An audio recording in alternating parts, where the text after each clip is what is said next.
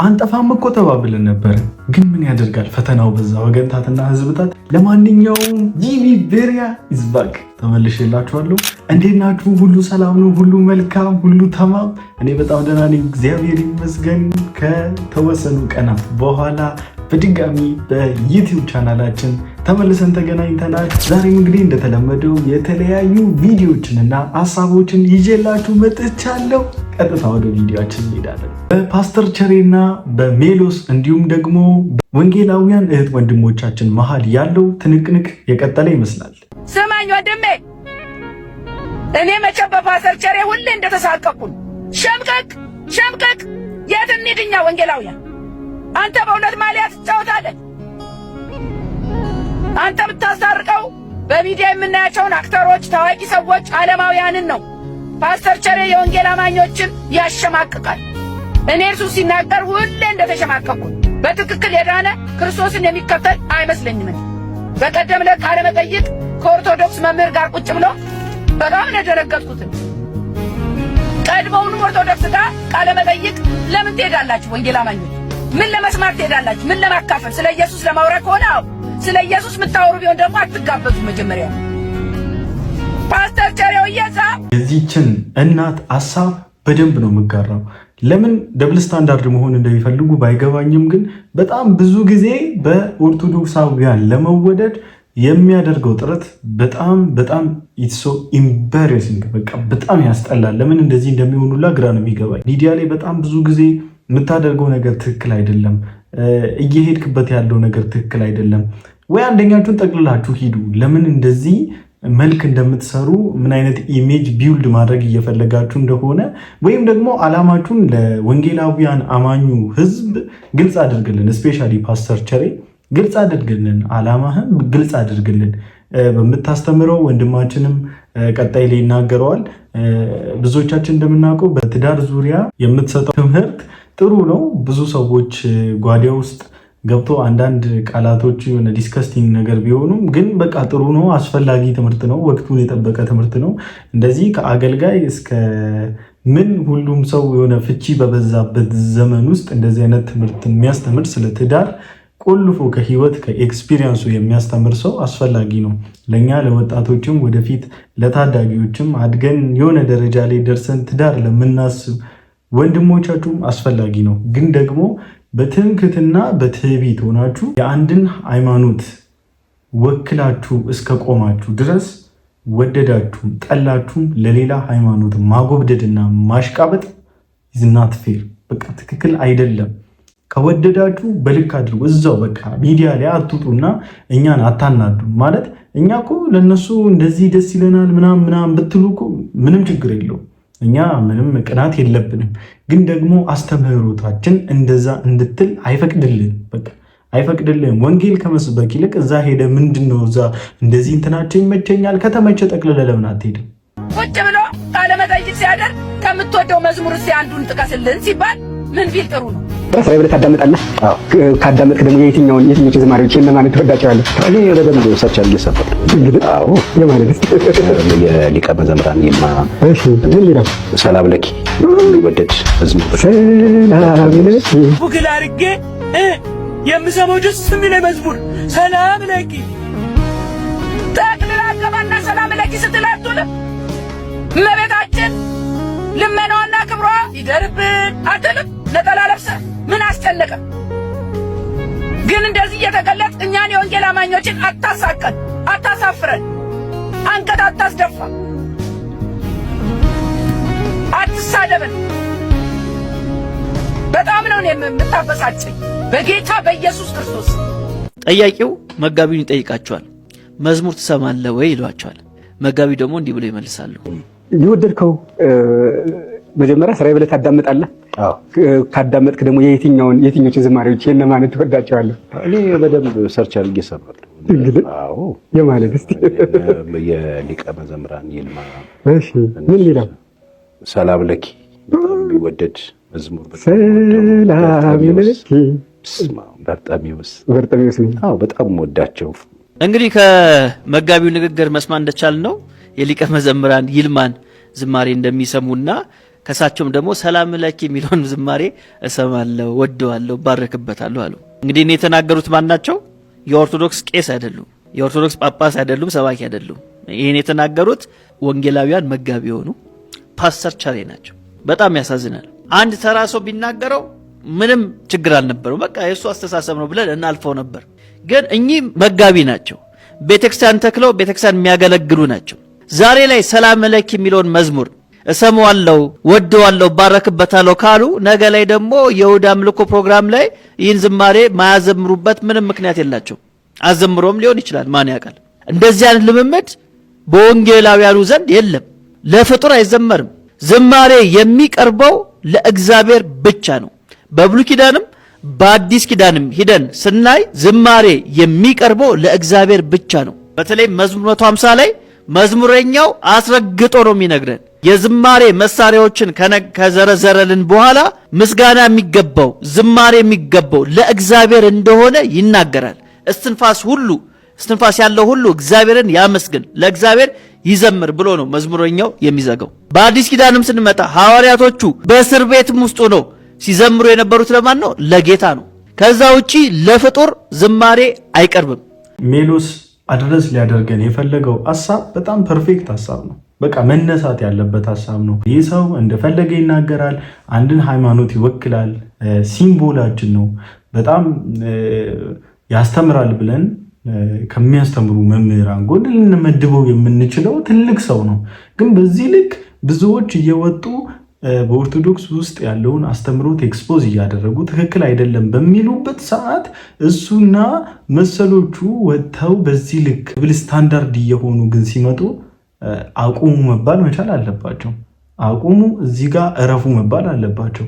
ግን ምን እየተሰራ እንዳለ ልብ ብላችሁ ከሆነ እንደ ኦርቶዶክሳውያን ወንድሞቻችን ትንሽ የሆነ ነገር ሲያዩ ማለት ነው ሲኖዶሱ ምን እየሰራ ነው ይላሉ። በቃ በጣም ፐርፌክት ናቸው። በቃ ደስ ይላሉ እንደዚህ አይነት ነገር ላይ ማለት ነው። ሲሪየስ ናቸው። አንድ ሰው መስመራቸውን። እኛዎቹ ግን ማለት ነው በቃ ግሩፕድ ሆነናል፣ ተከፋፍለናል። አንዱ ሲናገር አንዱ ካልገደልኩ ይላል። እንትናየን ለምነካ ነው። ጨዋታው እንደዚህ ስለሆነ ግሩፕድ ስለሆንን ባለመግባባታችን ብዙዎች እንዲፈነጩብን ምክንያት ሆነዋል። የኛ አለመግባባትና አለመስማማትና በተቻላችሁ መጠን ይህን ግለሰብ የቅርቡ የሆናችሁ ሰዎች ምከሩልን። በቃ ንገሩን። ትክክል አይደለም፣ እየሄደበት ያለው አካሄድ ትክክል አይደለም፣ መጽሐፍ ቅዱሳዊ አይደለም፣ መጽሐፍ ቅዱስን በሚጻረን መልኩ ነው እየሰራ ያለው። ይቅርታ አድርጉልኝና ፓስተር ቸሬ ብለን ለመጥራት ማንደፍርበት ጊዜ ይመጣል ብዬ አስባለሁ። ያውን በጣም ሩቅ አይደለም፣ በጣም በቅርብ ማለት ነው። እና ወይ እንደነ ቢኒያም ሽታዬ ውጡልን ማለት እኛ ከጌታ መሸሻችሁም ባንወድም ግን ደብል ስታንዳርድ ሆናችሁ ባታወዛግቡት ይህን ጄኔሬሽን ደስ ይለናል። በቃ ውጡ፣ ይለይላችሁ። እስፔሻሊ ፓስተር ቸሬ ውጣና ይለይል፣ ሂድና በቃ ተመሳስለን ኑር ነጠላህን ለብሰ አለስ። አዘርዋይዝ ግን እዚህ ቁጭ ብለህ ግን ስለ ነጠላ ለባሾቹ እያሞጋገዝክ ስለ ጴንጤው ስታወራ ግን ዲስሪስፔክት እያደረግክ የምታወራ ከሆነ ግን አንድ ክርስቲያን ፓስተር ብዬ ላልጠራ እምላለሁ ማለት ነው። በቃ አለቀ። እኔ ትዝታው መጣ ላይ አይደለም፣ ትዝታው ለምን መጣ የሚለው ጥያቄ ላይ ነው መስራት። ለምን መጣ ገባላ ሳብ ቢሃይንድ የታቀደው ነገር ምንድነው የሚለው ማሰብ ተገቢ እንጂ ስንቱ እንዴ የአዲስ አበባ ጎዳናዎች ላይ እየተባለ እየተፎሰተ ለምን እንደሆነ እኮ እንደዛ የሚባለው ይታወቃል። የኦርቶዶክስ ምንም አታመጡም። ማነው ቴዶ ዘሩፋኤል ነው ምናምን ፖለቲካዋን ሰራችና እብስ ሀገሯን ቅይስ እና በጣም ብዙዎች አሁን እዚህ በኮንፊደንስ እንደዚህ ምናምን የጸብ ደላላዎች የሆኑት ሰዎች አትመኗቸው። በነገራችን ላይ ወይ የሚያበዙ ሰዎችን አትመኗቸው። ከምሬ ነው የምላችሁ። እንደዚህ ስፔሻሊ በሃይማኖት ውስጥ ተደብቀው ጸብ ዱላን የሚሰብኩ ሰዎችን እንዳታምኑ። ማምለጫቸውን አዘጋጅተው ነው እነሱ። ይህን ሰውዬ ትዝ ይላችሁ ከሆነ ይሄ እዚህ ጋር እንግዲህ መጣ ሳይሆን ለምን መጣ ነው የኔ ጥያቄ እያለ አንተ ለምን ወጣ ከሀገር? እዚህ በህዝብ ሃይማኖት በማጋጨት ሰውን በማባላት ወንድምና ወንድም እርስ በርስ እንዲነሳሳ ልታደርግ ስትል መንግስት ሲደርስብህና በመንግስት ስትፈለጋ እንዴ አገር ለቀ የጠፋሁ መተህ ታስረህ ምናምን አፉ ተብለህ ወጥተህ ተነስተህ አይደል እንዴ ያመለጥከው? እዛ ቁጭ ብለህ እዚህ መተህ ስለ ኢትዮጵያ አትለፍልፍ። አትለፈልፍም። ማንም እድልም ደግሞ አይሰጥም። እዛ የሚሰጡ ይስጡ። በእርግጥ ግን እኛ ወንጌላውያን አማኞች አንሰማህም ብራዘር፣ አናዳምጥህ። ይኸው እንደኛ ውጡና ፊት ለፊት ተጋፈጡ። እኛ ሰፈራችን ቁጭ ብለን የትም አልሄድ። በቃ ተናገሩ። የምትናገሩት ምን የምትፈሩ ከሆነ ለምን ትለፈልፋላችሁ ታዲያ? ፍራቻ ከሆነ ፍራቻ ላይ ካላችሁ አትለፍልፉ። እሺ እንደሞ ስሙልኝ። ያያዘ ልደታ ድጋሜ ሸለፈታ የሚናገረውን እንስማ እስቲ።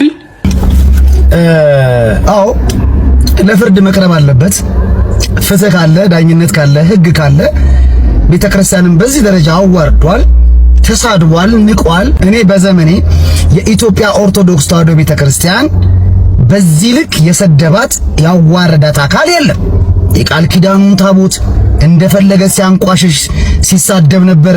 ሊቃውንቶቻችንን ሲያዋርድ ስብዕናቸው። እኔ ክሱን የምር ብታረገው ደስ ይለኛል። በተለይ አንተ የምር ሄደህ ብትከሰው ደስ ይለኛል። እና ምክንያቱም መሰለ ሄደህ እዛ ልትከስ አንተ ነህ ታስረህ የምትቀረው እዛ ወንጌላን አማኞችን በመሳደብ በማንቋሸሽ በአምልኮ ስርዓታቸው በመጽሐፍ ቅዱሳቸው በምልልሳቸው በማንጓጠጥ በመሳደብ አንተን የሚያህል የለም። ስለዚህ ራስ ነበር ሄደ የምትቀረው። ግን ደግነቱ ቀላቀልክ መሃል ላይ ለእግዚአብሔር መተው ነው ምናምን አልክ። ታውቀዋለህ ብትሄድ እንደማትመለስ ታውቀዋለህ። ገባ? ስለዚህ የመጀመሪያው ልታደርገው አትችልም። ደፍረህ ሄደ አታረገውም። ይሄንን አንተ ብቻ አይደለም ሌሎቹም ይሄንን አረጉ። ስለዚህ አርፎ መቀመጡ የተሻለ ነው የሚሆነው። አንድ ወንድምህ እንደውም እንዴት መጣ ሳይሆን ለምን መጣ የሚለው ነው የሚያሳስበኝ አለና እሱ ላይ ብታስቡበት አይሻልም? ለምን መጣ?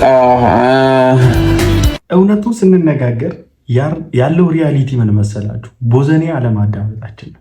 የማንም አፉን የሚከፍት ሰው አለማዳመጣችን ነው። እንደፈለጋችሁ ነው የምትናገሩት፣ እንደፈለጋችሁ ነው አንደበታችሁን አፋችሁን የምትከፍቱት፣ ግን አንሰማችሁ። እያልን ስንት ሚሊዮን ህዝብ ደርሰናል። እንግዲህ ወንጌላውያን አማኞች ያው ሪሉ ወንጌላዊ አማኝና ፌኩን እንግዲህ እስክንለይ ድረስ እንግዲህ በጣም ብዙ ሚሊዮኖች ደርሰናል። አሁን ለጊዜውና በብዙ ጫጫታዎች ነው እግዚአብሔር ይመስገን እዚህ ጋር የደረስ ነው። በፌኩም ይሁን በሪሉ ማለት ነውና በፌኩ በሪሉ ስላችሁ አንዳንዱ ንዋይ ፈላጊ ስለሆነ ነው፣ ያው የእኛንም ስለማንደባበቅ ማለት ነውና እነኚህ የኦርቶዶክስ ወጣቶች ግን የእውነት አስቀምጬ ብጠይቃቸው ደስ ይለኛል። ምንድነው ከጴንጤ የምትፈልጉት ብዬ ብጠይቃቸው እርግጠኛ ነኝ ምን እንደሚፈልጉ የሚያውቁ አይመስለኝም። ምንድነው ጴንጤን አድርግ የምትሉት? ምንድነው ቪዲዮ የሚያሰራችሁ ጴንጤ ላይ ብዬ ብጠይቅ ወደ እውነቷ ወደ ቅድስቲቷ ቤተክርስቲያን እንዲመለሱ ወዴት? እስቲ አንድ አስተምሮ ትጥቀሱና አስተምሩ እስቲ ንገሩን፣ ልመለስ እስቲ እንደው ስበከኝ ብለው እንደማይቀመጥ አውቃለሁ። ያያዘ ልደታ ጋር አንድ ላይቭ ላይ ተገናኝተን ስበከኝ ኢየሱስን ስለው በልበል እኔ ካንተ ጋር አወራም ብሎ እንደወጣ ማለት ነውና አንድ እንኳን የባይብል ቨርስ ያልያዙ ሰዎች ይላሉና እባካችሁ ኦርቶዶክሳውያን ወጣቶች፣ ስፔሻሊ ወጣቶች እንደዚህ አይነት ጩኸታም ሰዎችን ከምታመጡ አትሊስት ማለት ነው የእግዚአብሔርን ቃል ያነባሉ፣ ግን የሚሸመጥጡትን አምጡ፣ ችግር የለውም። እነሱን ለማስተማር አትሊስት ይቀላል። እንደዚህ ከመጽሐፍ ቅዱስ ጋር የሰማይና የምድር ያህል የተራራቁ ሰዎችን ግን የሃይማኖት ወኪል አድርጋችሁ አምጣችሁ ፊታችን አትደቅም። አያስተምሩንም፣ ይሰድቡናል እንጂ። ስድብ ደግሞ ኃጢአት ነው። አንደበቱን ሳይገታ ልቡን እያሳተ እግዚአብሔርን የሚያመልክ የሚመስለው የእርሱ አምልኮ ከንቱ ነው ብሎ ቅዱስ ቃሉ ይናገራል። ቲንክ አባውት ኢት። እንደዚህ አይነት ለአንደበታቸው ለከትና ልጓም የሌላቸውን ሰዎች አምጥታችሁ የሃይማኖት ወኪል አድርገን እንድንስልና ለሃይማኖቱ ስም እንድንሰጥ አትገፋፉ። ትዝታው ሳሙኤል እንግዲህ ኢትዮጵያ ሀገር ላይ መጥተሃል። ስለመጣ ቴንኪው። ግን አንድ ነገር አለ። ምንድነው ያለው?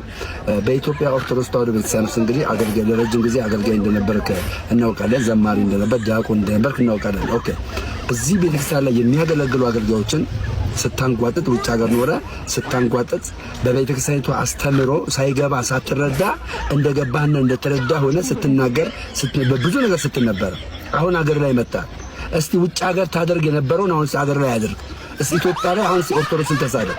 አንተ እውነትም የወንጌል ሰው እንትናን አመነው ቀይረን ሌላውን እንኳን እኛ ራሱን ማዳን ያልቻለውን ሰርቶ አላሳየ ሁሉ ቃል አባዬ በምድር ረፍት የለ ተስፋ በሰማይ ኢየሱስ ክርስቶስ ከሌለው ተድላና ገንዘብም ገዳይ ነው። አየነው በሩቅም በቅርብ የለንም ምክንያት ሰበብ። እስኪ ቀመስኩትን ቅመሱ የሕይወት እንጀራ ነው እሱ ቢበላ ቢጠጣ ቢለበስ ለሁሉም መልስ ነው ኢየሱስ። ሃሌሉያ። በጣም ብዙ ጊዜ ከኢትዮጵያ ሕዝብ ከተወሰኑ ሕዝቦች ጋር መግባባት እኔም ፐርሰናሊ ያቃተኝ በጣም ብዙዎች መግባባት ያቃተኝ በጣም ሚስ አንደርስታንድ የምንደራረግበት አንድ ነገር አለ። እርሱም ምንድነው? እውነትን የሚናገር ሰው ብዙ ጊዜ ተሳዳቢ ነው። በኢትዮጵያውያን አንዳንድ ክፍሎች አንዳንድ ወገኖቻችን ጋራ እውነትን መናገር የስድብ ያህል ይቆጠራል። ምክንያቱም አና ተክሌ የታችን ዘማሪት አና ተክሌ ስትዘምር በውሸት ከተማ እውነት እንግዳ ነው ብላ እንዳለችው እንግዲህ እውነት እንግዳ በሆነበት አገር ውስጥ እውነትን መናገር ስድብ ያስመስላል እና ይህ ወንድማችን ትዝታው ሳሙኤል ከንግግሩ በኋላ በሚስቃት በጣም ከባድ በሆነች ሳቁ እናውቀዋለን። ሙሉ በሙሉ ፐርፌክት የሆነ አገልግሎት ነው የሚያገለግለው። ሳቁ ግን ትንሽ ኦፌንድ ያደርጋል። ሳቅ ኦፌንድ ያደርጋል። እኔ አሁን ራሱ በጣም ላለመሳቅ እየሞከርኩ ነው እና ሳቅ በጣም ሰውን ኦፌንድ ከሚያደርጉት መሃል ነው። ግን ይሁን አትሳቅ ማለት ስለማይቻል ማለት ነው እና አፍተር ኦል የተናገረው እንደውም ኮሜንት ላይ ምን የሚል ነገር አይቻለው የተጻፈውን አነበበ እንጂ አልጻፈ እያሉ ብዙዎች ኮመንት እየሰጡ ነበረ። የተጻፈውን አነበበ ብላችሁ እፎይ የሙስሊሞችን ሲነካ የቁርአኑን እውነት እየገለጠ ሲተች አነበበ እንጂ መች ጻፈ እያላችሁ እንደነበረው ሁሉ ትዝታው ሳሙኤልም ኤርሚያስ አበበም ሜሎስም ሌሎች በዚህ ስራ ላይ ያሉ በዚህ ወንጌል ስራ ላይ ያሉ ወንድማችን የጻፋችሁትን ያነበቡት ከመጽሐፍ ቅዱስ አንጻር መዘኑ ጣሉት፣ ፉርሽ ያደረጉት እንጂ የጻፉት ጉዳይ ስለሌለ ነገሮችን ቴክቲዚ አትበጥብጡ፣ ነገር አታወሳስቡ። የተጻፈውን ነው ያነበበው። ምንም የሚታሰርበት ጉዳይ የለም። ለማንኛውም ዛሬ ይዤላችሁ የመጣሁት ቪዲዮ እነዚህን ይመስሉ ነበረ። እንዳላሰለቻችሁ ተስፋ አደርጋለሁ። ቻላችሁ መጠን አካውንቴን እንዳያዘጋጉብኝ ጸልዩልኝ። ሀሳብ አስተያየት ካላችሁ ኮሜንት ላይ በነፃነት መወያየት መነጋገር እንችላለን። በቀጣይ ቪዲዮ እስክንገናኝ ድረስ ሰላም ቆዩልኝ። ቪዲዮ ላይክ ያላደረጋችሁ ሰዎች ላይክ አድርጉ። ሰብስክራይብ ያላደረጋችሁ ሰዎች ሰብስክራይብ አድርጋችሁ ቤተሰብ መሆን ትችላላችሁ። ጂሚ ቬሪያው ነኝ። ይመቻችሁ።